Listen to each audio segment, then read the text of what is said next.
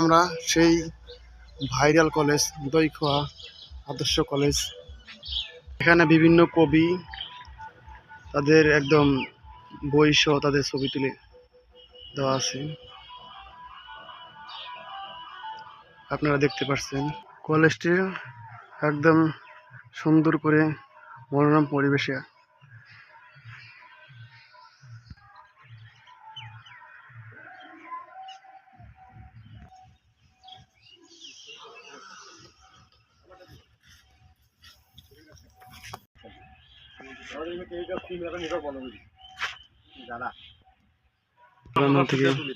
এখানে দূর দূরান্ত থেকে অনেক মেহমান আসে, বন্ধু বান্ধব আসে, তারা ছবি তুলতে। এখানে অতি সুন্দর মনোরম পরিবেশ।